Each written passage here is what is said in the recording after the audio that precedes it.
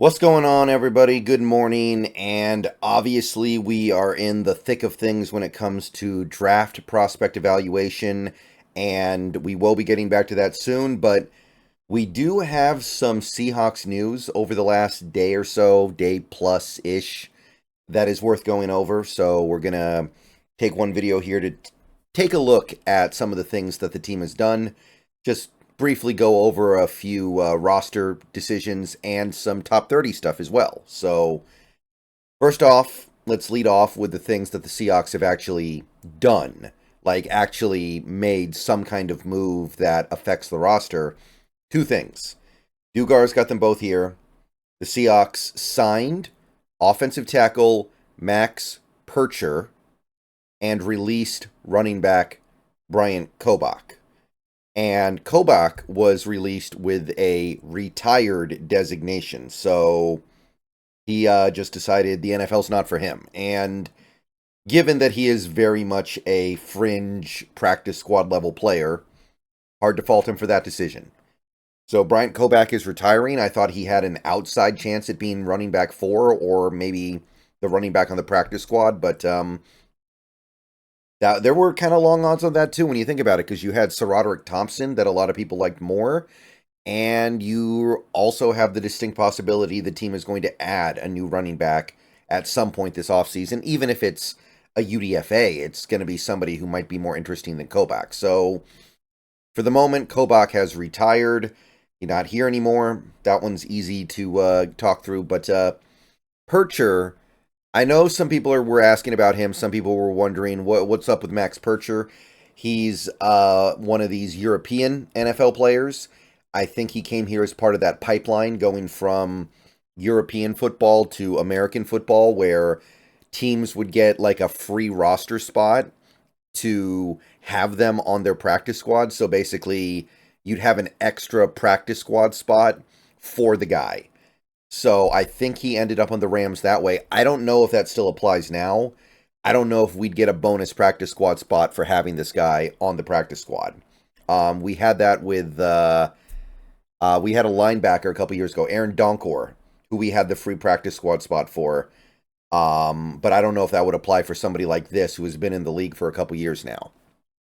Now, Pircher has been in the league since 2021. But he's never played in an NFL game. I don't even think he's ever been active.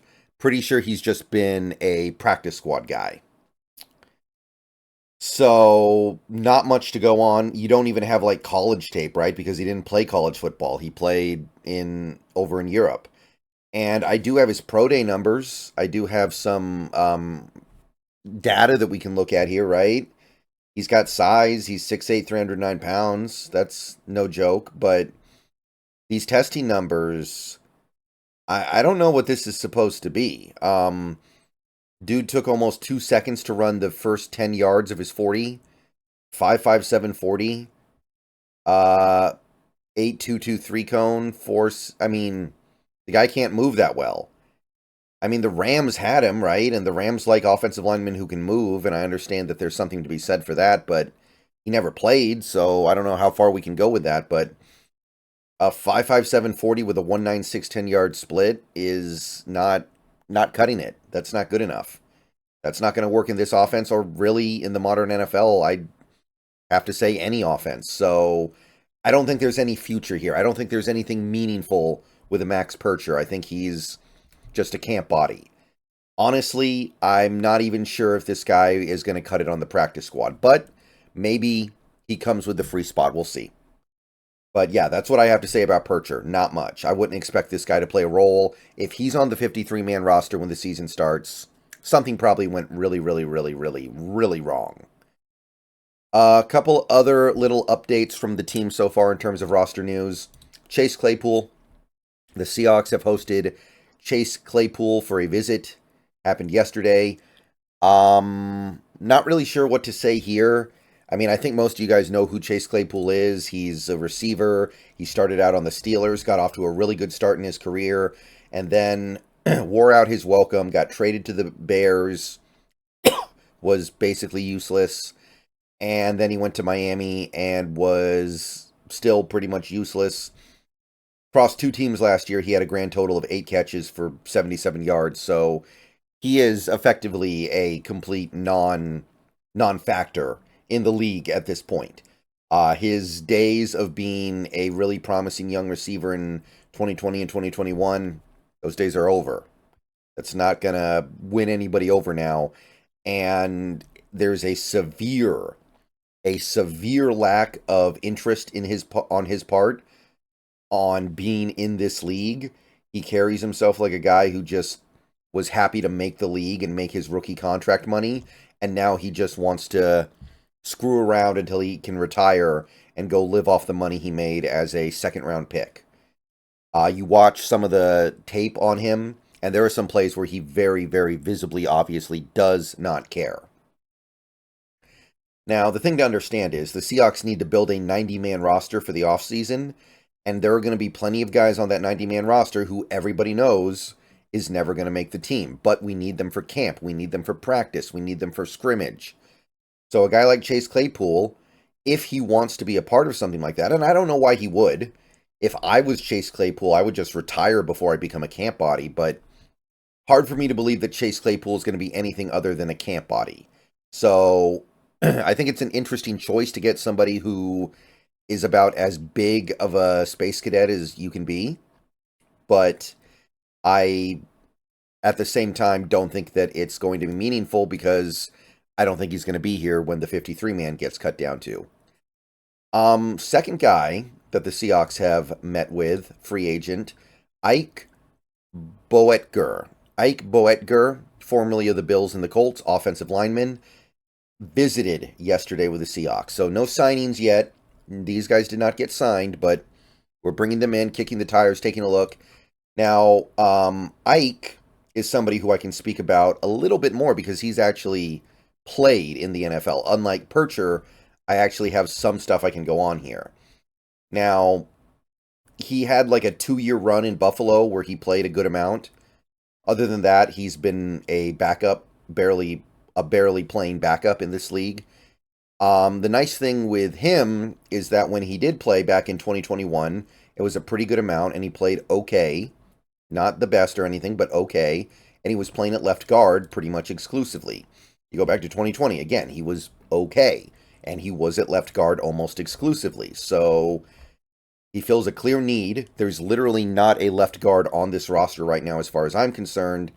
So Ike Boettger, he's going to turn 30 in October, so he's not that old. He hasn't really played football the last 2 years. He played 6 snaps in 2022 and then 0 snaps last year. So he is a backup caliber player. But I want to stress this again. The Seahawks need to build a 90-man roster for the offseason. That means a lot of guys who are not very good, who are just there to provide competition and a body. So a guy like Ike Boettger, maybe he's good enough to be a backup still in this league, and maybe we're bringing him on for that purpose, for that reason. Or maybe we're just looking at him as like a guy we need to give a little bit of time to in the offseason so he can be an obstacle for the guys who are actually going to make the team. Either way, wouldn't surprise me if something happened here because he's going to be very cheap, and he does fill that left tackle hole on a technical level. So wouldn't shock me here. All right, so that's about it for the roster stuff. Stuff that has happened and stuff that could happen. Definitely worth monitoring, but keep everything in perspective here. Understand what we're dealing with. These are not guys who are likely here because, oh, we really like them. We think they're going to make the team. No, it's just we've got a lot we got to do to put this together. We do not have that many players rostered, and you need a 90-man for the offseason. All right, so that out of the way real quickly, I do want to take a look at the top 30 visits because it's ramped up significantly in the last few days. The Seahawks have kicked it into gear with their top 30 visits. Field Goals has this list from, I believe this was early yesterday, and it has the guys that we've already spoken about. I made a video about a lot of these guys a little bit ago, but we have an addition of a bunch of new names here. Bo Nix, I don't believe I spoke about him last time. I think he's new. He was one of the first big names, the big guns, like the first rounders. I'll just leave it at, what I'll say is that if the Seahawks end up with Bo Nix with their first round pick, that's going to be something that's hard for me to get over. That's going to be a gut punch that I'm not going to quickly recover from. I'll just put it to you that way. You guys know why if you watch my videos. The other quarterback we met with was Spencer Rattler. That's way more interesting to me. I'm not a huge Rattler fan, but he's got a chance of being there in the third round. He's got a good arm. He's got a really nice NFL caliber arm. There are some things about his game that are great. There are things about him that are brutal too. Hawks Nest has spoken about Rattler before, and one comp that he uses a lot is Dak Prescott minus mobility, which Dak Prescott minus mobility is not really something that I want anything to do with, but I think Rattler does have a better arm than a Dak Prescott, and I do think that there is some stuff here where he's a better prospect than he's going to get drafted as because he's had such a bumpy ride in college. So that I'm a little more into, the Rattler thing. We also met with a T'Vondre Sweat, who's in some legal trouble now. So read into that as you will, but he continues to be at least an interesting prospect, and we're kicking the tires, clearly. I already talked about Chop. Chop was like one of the big guns that we met with when I made that first video. And Theo Johnson also was a significant gun we brought in there. But since that video, we also invited in Jared Verse. This is one of the big guns as well, and this is a guy who should be going right around where our first round pick is. So there's some interest here, maybe spending that first round pick on Jared Verse. And I know, like I've said before, the edge crop is not necessarily one that people want us to tap in the first round, but a guy like Jared Verse would be very, very good. So don't dismiss it, and don't hate on it either. I'm telling you guys, stacking pass rushers on top of each other is a way to success in the NFL. There's also a Travis Glover, offensive lineman out of Georgia State. He's a guy that I missed in my evaluations, so probably at the end of all this, I'm going to loop back around and take a look at some guys, and Travis Glover is going to be one of them since we met him now. Byron Murphy, generally considered to be the best defensive lineman in this draft. I'm not feeling it the way a lot of people are feeling it. Admittedly, I'm not in love with Byron Murphy the way a lot of people are. I talked about why in my video series. But he's obviously very good, and he is a pick that would get a lot of people excited. Again, he would probably have to be another first-round pick. But that's another guy who people are going to definitely be circling the wagons around. All right, so that's the field goals list. And since this list was released, we've had 2 more guys that we've met with. So if you count up here, you have 1, 2, 3, 4, 5, 6, 7, 8, 9, 10, 11, 12, 13, 14. And then with the 2 more that I've seen since this list came out, that means we're more than halfway through our top 30 visits. We had this from Alexandre Castro. He posted a screenshot from Lumen Field. Matt Goncalves or Goncalves, or I don't know how that one gets pronounced, but Matt Goncalves, an offensive lineman from Pittsburgh who might play tackle or might play guard, has been visiting. I spoke about him a little bit last night with the Hawks Nest, and I've spoken about him in previous videos. Interesting. Not in love with him, but there is some intriguing stuff there. And Castro also provides this from Lumen. Cameron Kinchins, a safety from Miami.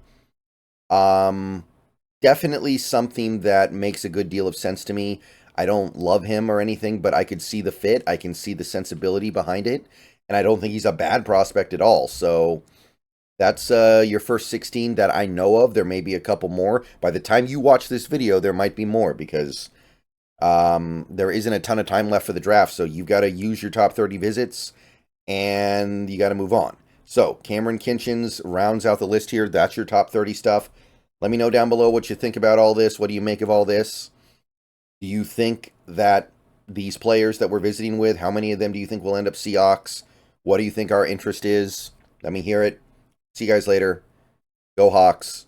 More edge rusher evaluations coming later today.